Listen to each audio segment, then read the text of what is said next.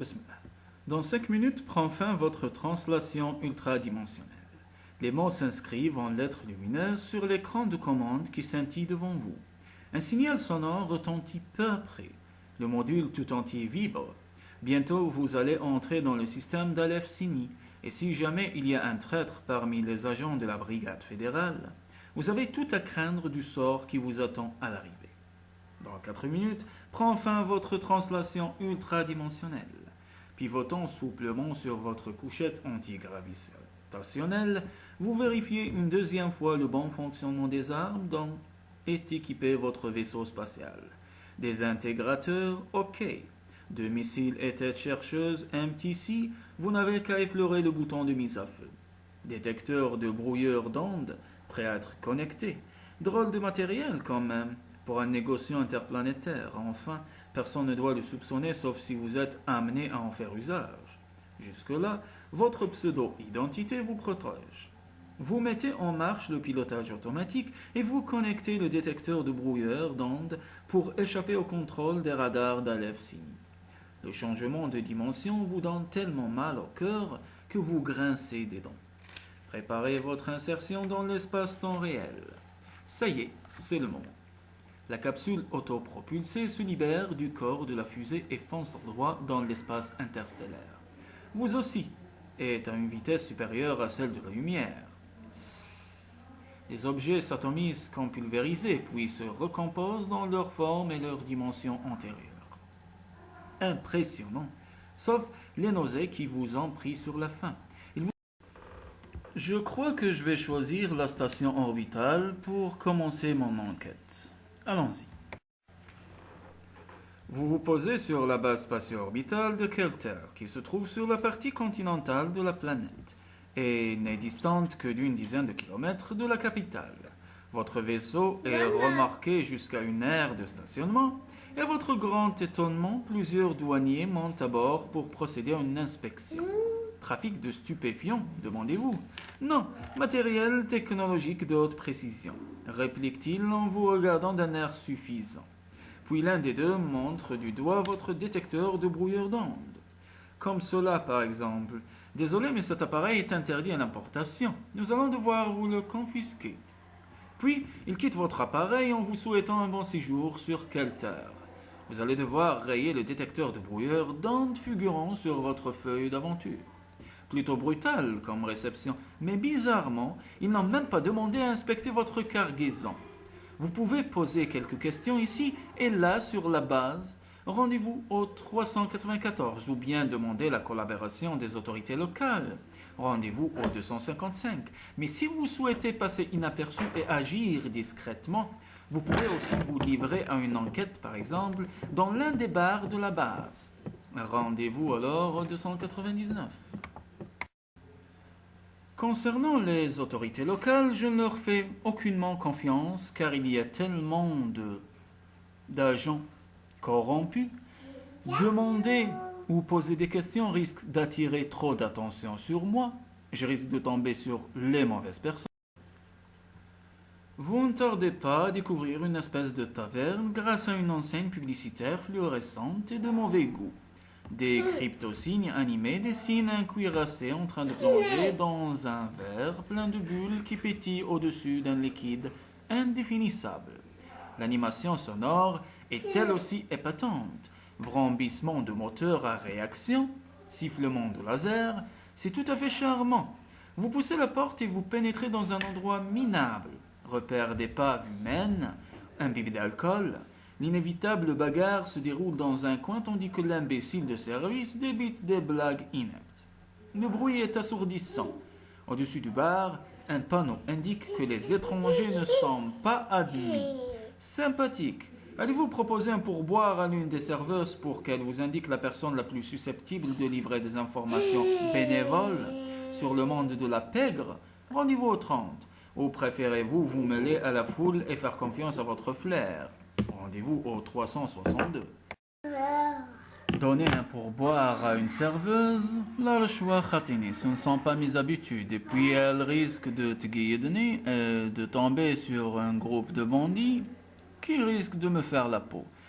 Non seulement je vais perdre mon argent, mais je risque de compromettre ma mission. Non, je préfère me fier à mon flair, m'immiscer dans la foule, et je pourrais avoir quelques informations.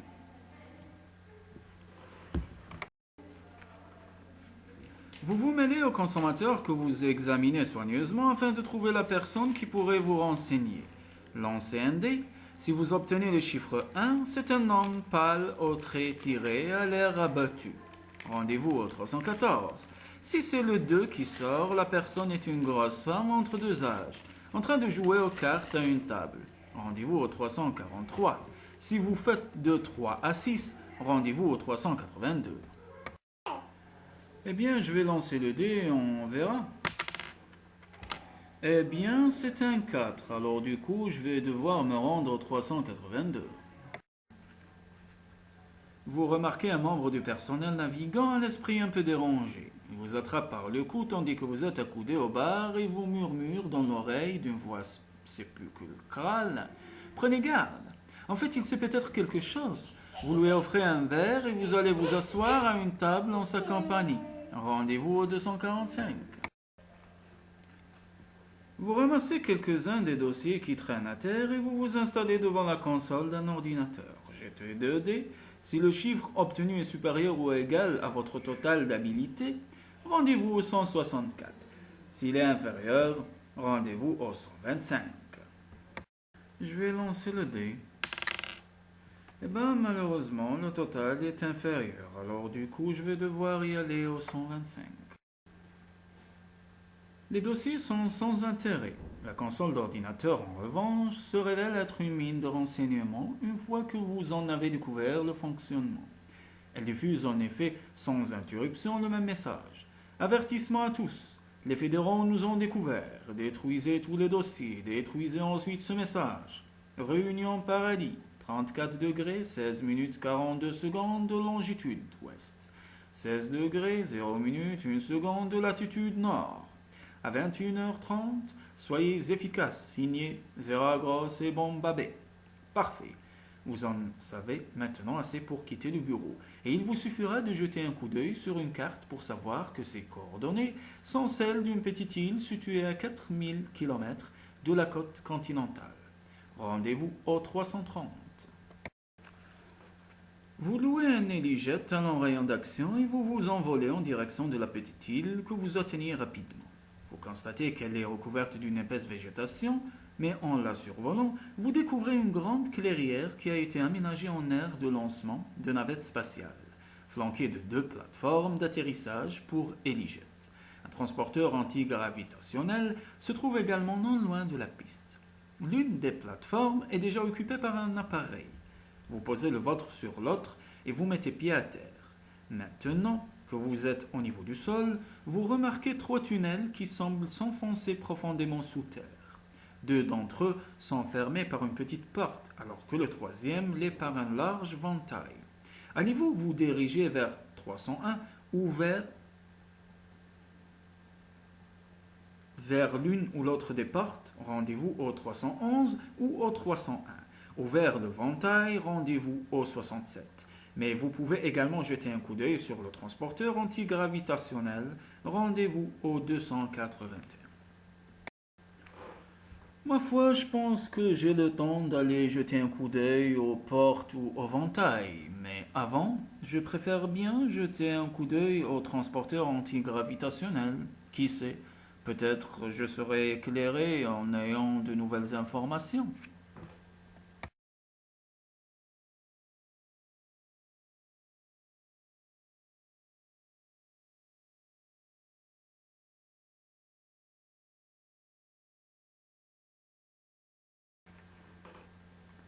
L'énorme transporteur antigravitationnel est un engin gris foncé de la longueur de 2 hélijets.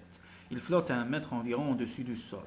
Vous pouvez essayer de le mettre en marche pour enfoncer le ventail, en étant certain que la rencontre sera douloureuse pour qui pourrait se trouver de l'autre côté. Rendez-vous au 292.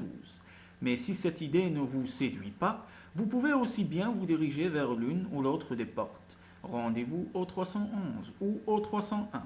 Ouvert le ventail, rendez-vous au 67.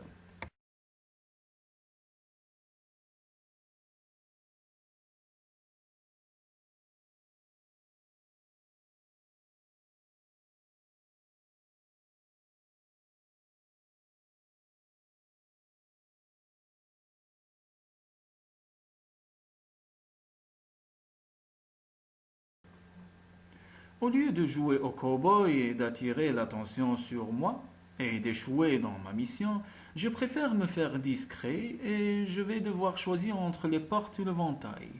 Peut-être je vais devoir choisir le ventail, on verra. Vous donnez une forte poussée et la porte s'ouvre sur une grande pièce où sont entreposés des conteneurs en plastique sécurisés. 4 gardes, à l'air peu engageant, occupent également cette salle. Ils dégainent et tirent dès qu'ils vous voient. Impossible d'éviter le combat. Premier garde, habilité 7, endurance 6. Deuxième garde, habilité 6, endurance 6. Troisième garde, habilité 5, endurance 4. Quatrième garde, habilité 5, endurance 4.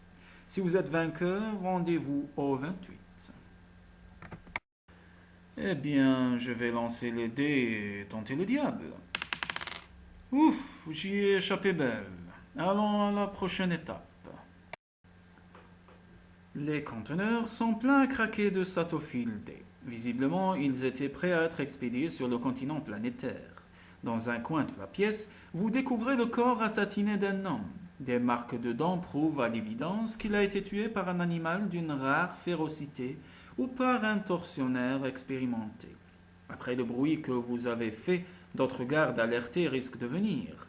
Allez-vous fouiller l'homme pour tenter de découvrir pourquoi on l'a tué? Rendez-vous au 350. Ou préférez-vous quitter les lieux? Rendez-vous au 389. Ah, le choix s'avère difficile.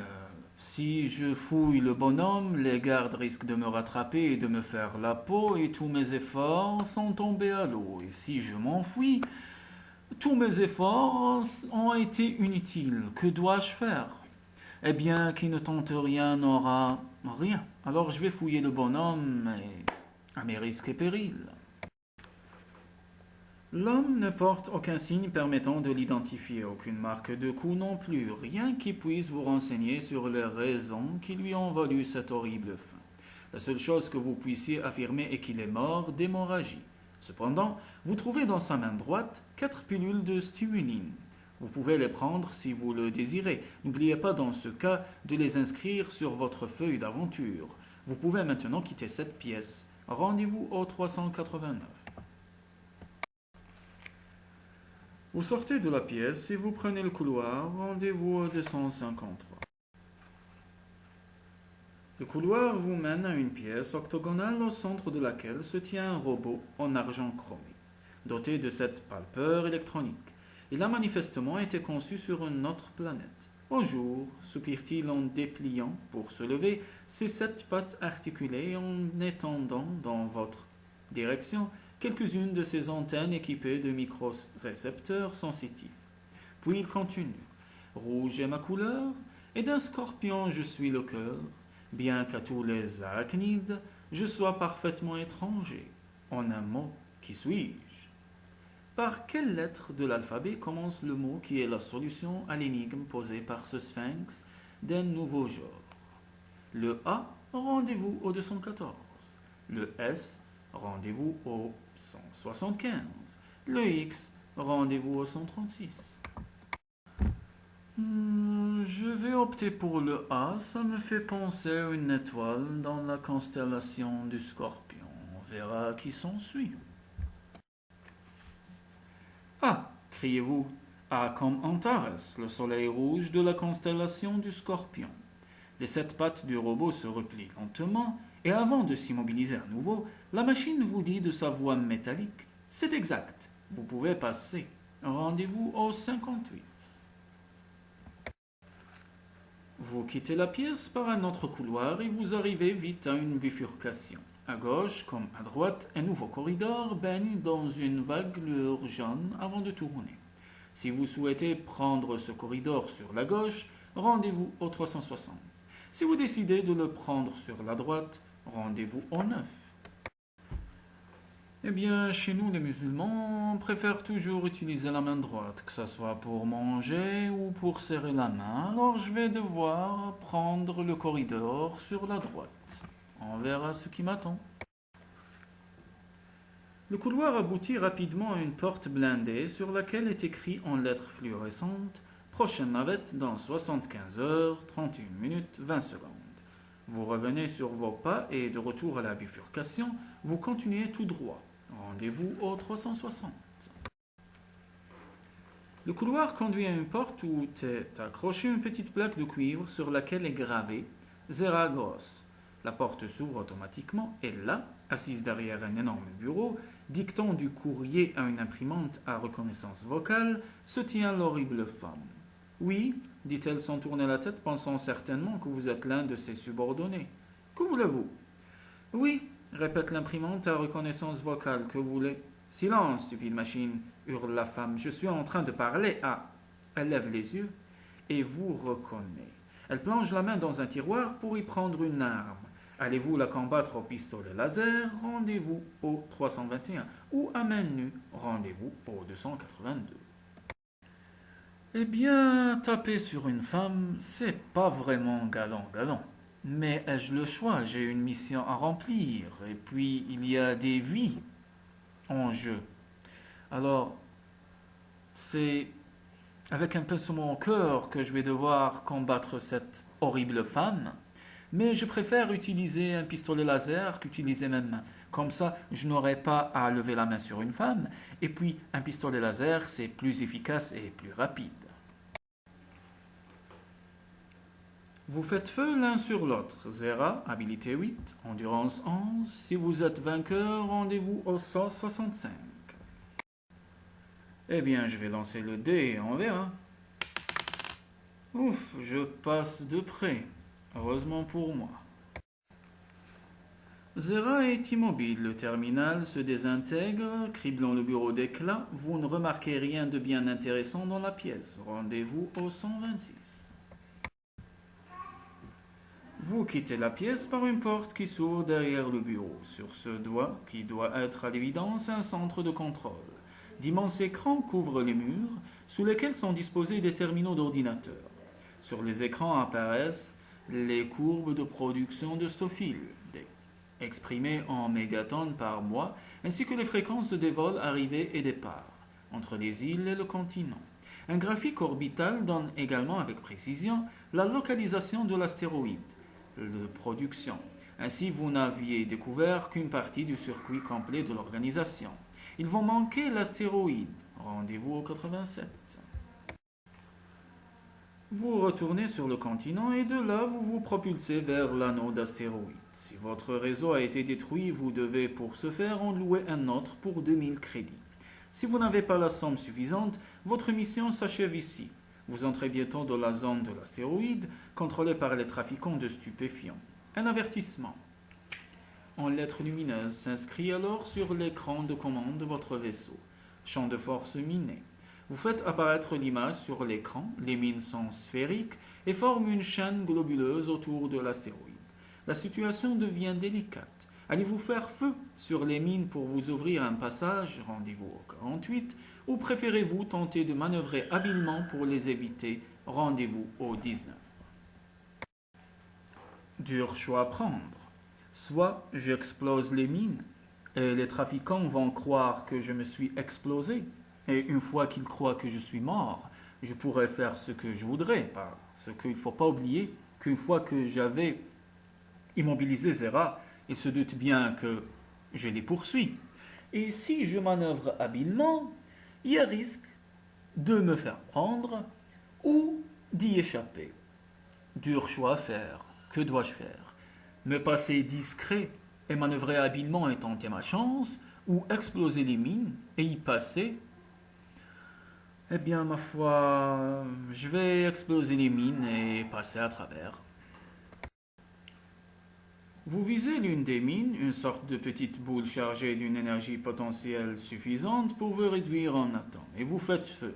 La déflagration est beaucoup plus forte que prévu et l'impact de l'explosion endommage votre vaisseau.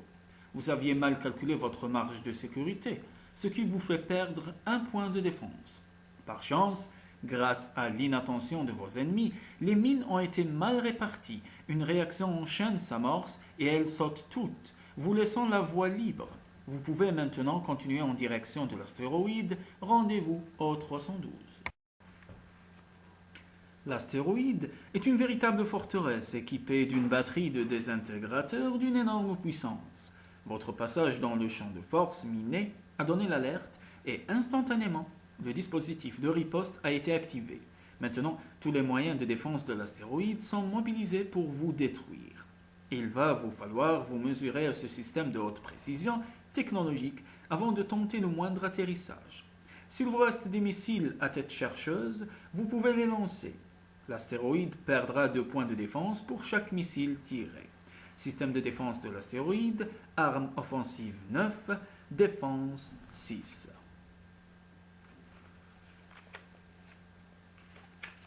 Si vous êtes vainqueur, vous pouvez soit accoster et pénétrer dans l'astéroïde par l'entrée principale rendez-vous au 117, soit utiliser l'un des sas de secours que vous voyez à sa surface. Rendez-vous au 273. Je vais tenter ma chance encore une fois. Bingo! Que dois-je faire maintenant? Prendre l'entrée principale ou passer par un sas de secours? Puisque tout le monde est en alerte et m'attend à pied ferme, alors je vais devoir choisir le sas de secours. La surface de l'astéroïde est crevassée et porte des traces de combat sous la forme d'un léger halo. Vous posez votre vaisseau et vous vous dirigez vers le sas. Après l'avoir traversé, vous vous apercevez que vous vous trouvez à l'extrémité d'un long tunnel où la gravité est nulle et qui s'enfonce dans les profondeurs de l'astéroïde. Vous progressez en flottant et vous arrivez à la hauteur d'une porte étanche creusée dans le roc. On ne porte aucune inscription ni consigne de sécurité. Allez-vous continuer tout droit dans le tunnel? Rendez-vous au 195 ou ouvrir la porte? Rendez-vous au 234. Je suis d'un naturel impatient, alors je vais prendre la porte au lieu de continuer à marcher pour Dieu sait combien de temps vers le tunnel. Derrière la porte se trouve une pièce remplie de combinaisons pressurisées, fluorescents et de tentes à oxygène d'urgence.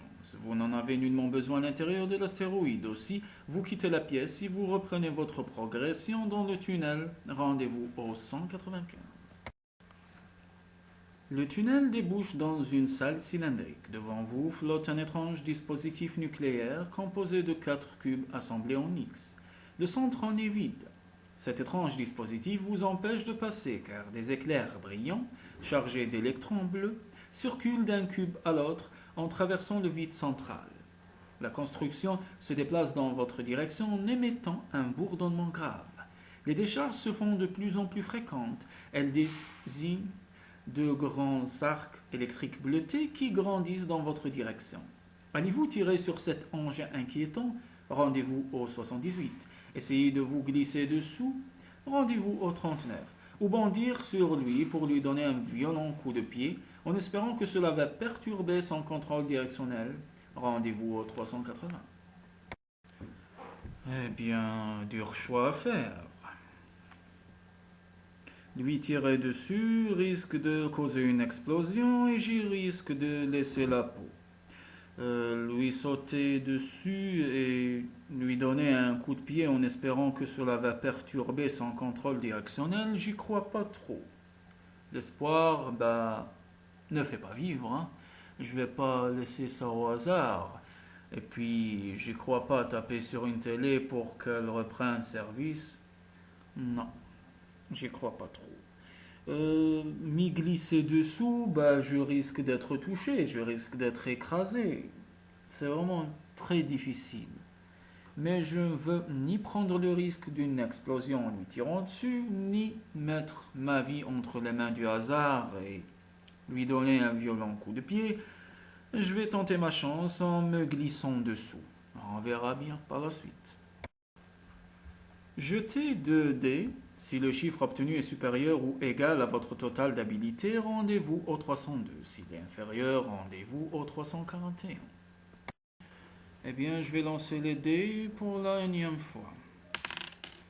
Eh bien, le total est inférieur, alors du coup, je vais devoir me rendre au 341. Vous plongez sous l'étrange structure et vous vous dirigez vers une issue située à l'opposé de celle par laquelle vous êtes arrivé. Rendez-vous au 185.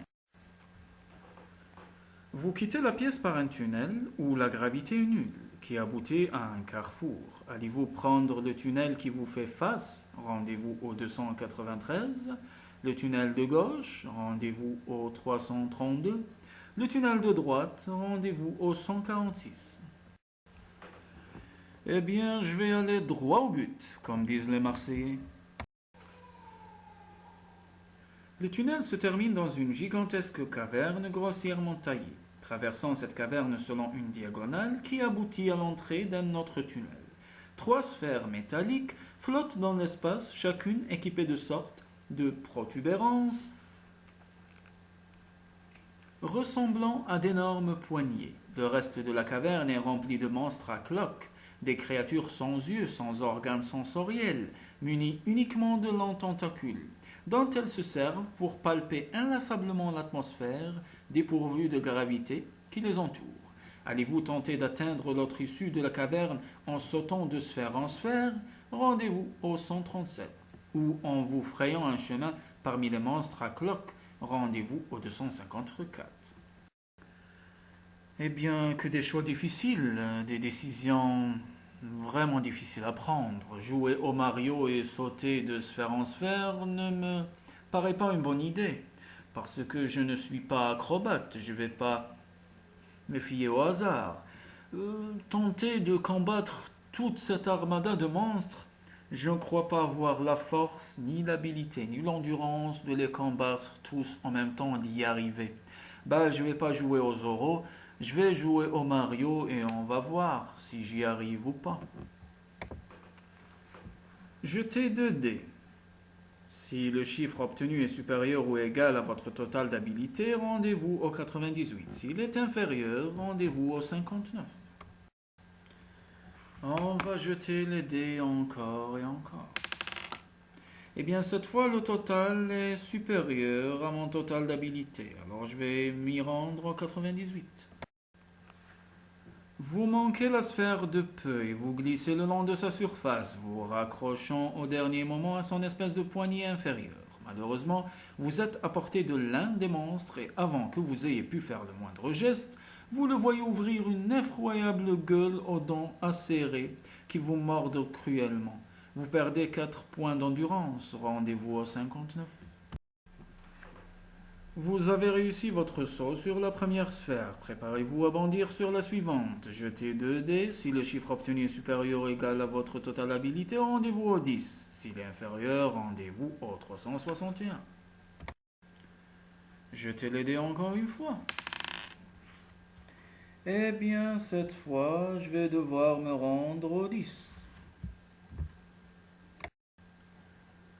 Vous manquez la sphère de peu et vous glissez le long de sa surface, vous raccrochant au dernier moment à son espèce de poignée inférieure. Malheureusement, vous êtes à portée de l'un des monstres et avant que vous ayez pu faire le moindre geste, vous le voyez ouvrir une effroyable gueule aux dents acérées qui vous mordent cruellement. Vous perdez 4 points d'endurance. Rendez-vous au 361. Vous êtes parvenu à atteindre la seconde sphère. Prenez maintenant votre élan pour sauter sur la suivante. Jetez 2 dés. Si le chiffre obtenu est supérieur ou égal à votre total d'habilité, rendez-vous au 322. S'il est inférieur, rendez-vous au 244. On jette les dés. Eh bien, le montant est supérieur. Je vais devoir m'y rendre au 322. Vous manquez la sphère, mais vous parvenez néanmoins à vous rattraper à sa poignée inférieure. Malheureusement, vous avez frôlé dans votre chute les tentacules de 2 monstres qui ouvrent en gros leurs immondes gueules, vous mordent cruellement. Vous perdez 4 points d'endurance. Rendez-vous au 244. Vous réussissez à sauter sur la 3e sphère. De là, il vous est tout à fait facile de sortir de ce lieu de cauchemar. Rendez-vous au 283. Il ne vous faut pas longtemps pour vous retrouver dans un grand laboratoire. Des appareils en verre et en métal brillant couvrent toute la surface du mur. Ce doit être l'unité de fabrication de la drogue.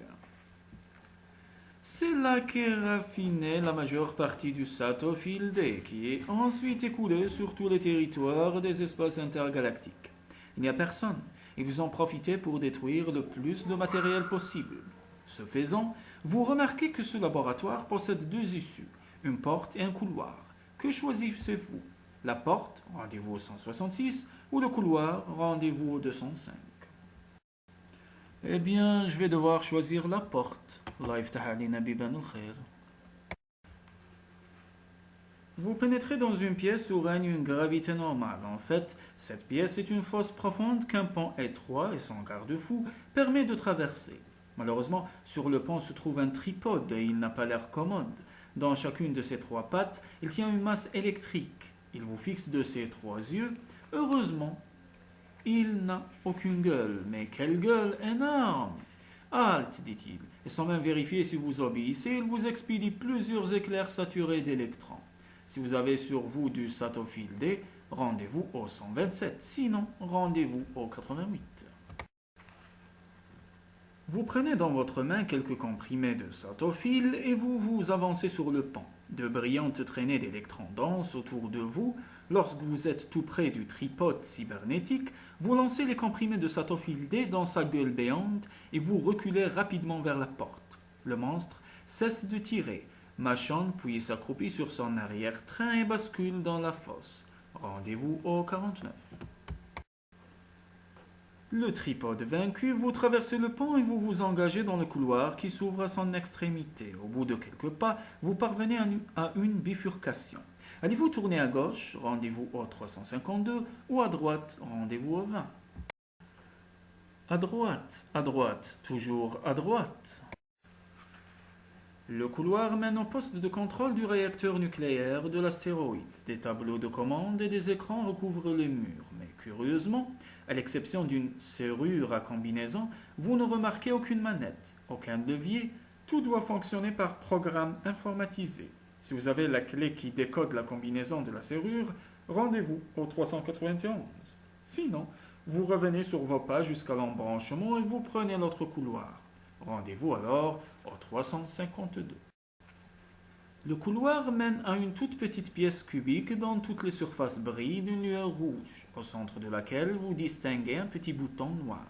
Rendez-vous au 225.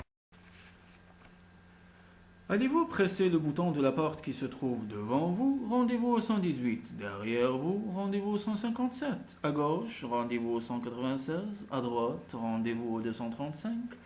En bas, rendez-vous au 274. En haut, rendez-vous au 313.